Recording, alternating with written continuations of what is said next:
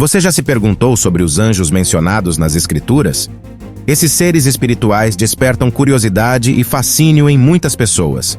Neste vídeo, vamos explorar mais profundamente o papel de dois anjos proeminentes, Gabriel e Miguel. Também analisaremos o intrigante personagem de Lúcifer. Prepare-se para descobrir mais sobre esses seres celestiais e sua importância nas narrativas bíblicas. A primeira pergunta que surge é: quem são os anjos?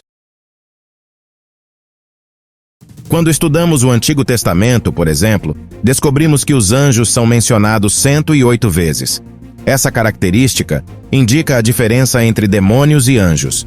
No Salmo 103, versículo 20 diz: Bendizei ao Senhor todos os seus anjos, vós que excedeis em força, que guardais os seus mandamentos, obedecendo à voz da sua palavra. Houve uma guerra no céu liderada pelo anjo Miguel contra Satanás e seus anjos. Deus usou seus anjos para enfrentar o exército caído de Satanás. Satanás não conseguiu vencer e não havia mais lugar ou espaço para ele no céu. Em Apocalipse 12, versículo de 7 a 9 diz: Houve peleja no céu, Miguel e os seus anjos pelejaram contra o dragão. Também pelejaram o dragão e seus anjos, todavia não prevalecera. Nem mais se achou no céu o lugar deles. E foi expulso o grande dragão, a antiga serpente que se chama Diabo e Satanás, o sedutor de todo o mundo, sim, foi atirado para a terra, e com ele os seus anjos. Em qualquer conflito, os anjos sempre têm sucesso em eliminar a oposição.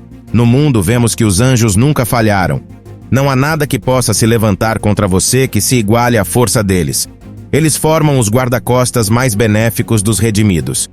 Além de se destacarem na força física, os anjos também brilham na inteligência. A viúva de Tocoa e a sabedoria do rei Davi são comparadas à sabedoria dos anjos, porque assim como é a sabedoria do anjo de Deus, assim é a sabedoria do meu Senhor para saber tudo o que há na terra. Segundo Samuel 14, versículo 20. As categorias dos anjos. Nesta parte discutiremos seus nomes e posições. Sim, os anjos têm diferentes posições. Quando Jesus estava prestes a ser levado no jardim, Pedro pegou uma espada e tentou proteger Jesus. Em Mateus 26, versículo 53 diz: Ou pensas tu que eu não poderia agora orar a meu Pai, e que ele não me daria mais de 12 legiões de anjos? A palavra legião era uma designação militar romana que se referia a cerca de 6.000 soldados. Provavelmente o maior grupo de anjos é o que podemos chamar de anjos comuns. Na maioria das vezes em que os anjos são mencionados na Bíblia, esses anjos não identificados são os que estão sendo referidos.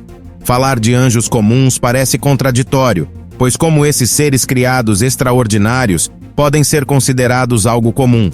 Em certo sentido, essa designação é apropriada quando os contrastamos com as várias classes ou ordens únicas de anjos mencionadas na Bíblia. Os querubins são a primeira ordem angelical a aparecer nas Escrituras. Eles aparecem logo após a queda de Adão e Eva da graça. Adão e Eva poderiam ter estendido suas mãos e também ter comido da árvore da vida e vivido para sempre. Após violar o mandamento de Deus de não comer da árvore do conhecimento do bem e do mal, Adão e Eva tiveram que ser expulsos do paraíso terrestre. Então o Senhor Deus os expulsou do jardim do Éden para trabalhar no solo após terem sido expulsos. Gênesis 3, versículo 24, diz que após expulsá-los, o Senhor Deus colocou poderosos querubins a leste do jardim do Éden, juntamente com uma espada flamejante que se movia para proteger o caminho para a árvore da vida. Teria sido uma situação terrível se Adão tivesse provado da árvore da vida e assim sido confirmado para sempre em sua natureza caída. Por isso Deus enviou uma guarda de querubins para proteger o acesso à árvore e impedir que isso acontecesse. Na palavra de Deus está relacionada a recuperação do que foi perdido. Moisés recebeu instruções claras e específicas sobre como fazer diversos objetos que seriam usados no tabernáculo conforme, descrito em Êxodo 25. O primeiro objeto mencionado é a Arca da Aliança, onde Deus prometia encontrar-se e comunicar-se com Moisés, e o que Deus escolheu para colocar sobre o propiciatório, escolheu imagens dos querubins em ouro. Veja que interessante descrição que Deus deu a Moisés em Êxodo 25, versículo 18 a 20. Farás 2 querubins de ouro. e os farás de ouro batido, nas duas extremidades da tampa, um de um lado e outro de outro, fixando-os de modo a formar uma só peça com as extremidades da tampa. Terão esses querubins suas asas estendidas para o alto, e protegerão com elas a tampa, sobre a qual terão a face inclinada. A palavra serafim em hebraico significa queimar ou incendiar. O profeta Isaías registrou sua gloriosa visão com as seguintes palavras: no ano em que morreu o rei Uzias, eu vi o Senhor assentado sobre um alto e sublime trono, e as abas de suas vestes enchiam o templo. Serafins estavam por cima dele, cada um tinha 6 asas, com 2 cobriam o rosto, com 2 cobriam os pés, e com 2 voavam e clamavam uns para os outros, dizendo: Santo, Santo, Santo, é o Senhor dos exércitos, toda a terra está cheia da sua glória. Isaías reconheceu imediatamente que não tinha direito de estar na presença santa de Deus, e ele confessou isso: Ai de mim, estou perdido porque sou um homem de lábios impuros, habito no meio de um povo de impuros. Meus lábios e os meus olhos viram o Rei, o Senhor dos exércitos. Então um dos serafins voou até Isaías com uma brasa viva nas mãos que ele havia tirado do altar com uma tênar. Ele tocou os lábios de Isaías com a brasa e disse: Agora que isto tocou os teus lábios, o teu pecado foi removido e a tua culpa está perdoada. Outro grupo particular de anjos são os 4 seres viventes. Assim como os serafins, eles possuem 6 asas e estão cheios de olhos ao redor, e por dentro eles não cessam de proclamar: Santo, Santo, é o Senhor Deus, o Todo-Poderoso, aquele que era, que é e que há de vir. Apocalipse 5, versículos 7 a 19. Os 4 seres viventes são retratados em uma atitude de adoração e louvor, embora em Apocalipse 15 eles também participem do derramamento da ira de Deus sobre as pessoas impenitentes. O Arcanjo Miguel. Arcanjo é um cargo angelical ocupado apenas por um anjo, conforme registrado nas Escrituras. A palavra arcanjo significa príncipe, indicando que esse anjo é o mais proeminente. De todos os santos anjos, o nome do arcanjo é Miguel, é o mais falado, cujo significado quer dizer: quem é como Deus? Sempre que ouvimos esse nome, estamos ouvindo uma pergunta: quem é como Deus? Muitas vezes nas Escrituras, homens que receberam visitas angelicais quiseram adorar a criação em vez do Criador. Então é maravilhoso e grandioso que o nome do Arcanjo Miguel nos convide a direcionar nossa atenção para o Deus Todo-Poderoso. O profeta Daniel nos apresenta a Miguel. Daniel estava orando, e Deus enviou uma resposta por meio de um mensageiro impedido em seu caminho até que Daniel testemunhasse.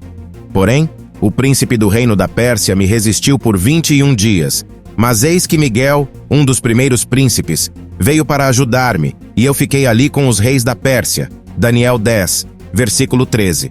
Portanto, Miguel teve que lutar para garantir a livre passagem da palavra de Deus. Toda vez que vemos ele, está envolvido em algum tipo de batalha espiritual. Em seu papel como guerreiro, Miguel tem um dever especial com Israel. Ele é chamado de príncipe dessa nação. Ao estudarmos a história antiga e moderna, podemos perceber que Gabriel e Miguel são 2 anjos mencionados nas Escrituras com funções específicas. Miguel é chamado de arcanjo e é descrito como um guerreiro que defende Israel.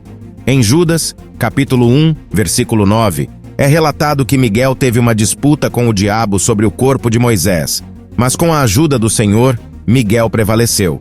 Ele é considerado o principal herói de Deus. Quanto a Gabriel, seu nome significa Homem Forte de Deus, e também pertence à classe dos arcanjos. Ele é conhecido por desempenhar o papel de mensageiro divino. Em várias ocasiões, no livro de Daniel, Gabriel aparece para fornecer revelações sobre eventos futuros ao reino de Deus. Ele aparece a Daniel para explicar o significado de suas visões. No Novo Testamento, Gabriel é enviado por Deus para dar importantes notícias. Ele aparece a Zacarias para anunciar o nascimento de João Batista e, posteriormente, a Maria em Nazaré para anunciar o nascimento de Jesus.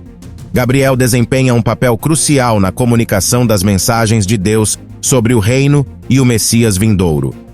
Em relação a Lúcifer, seu nome é Satanás.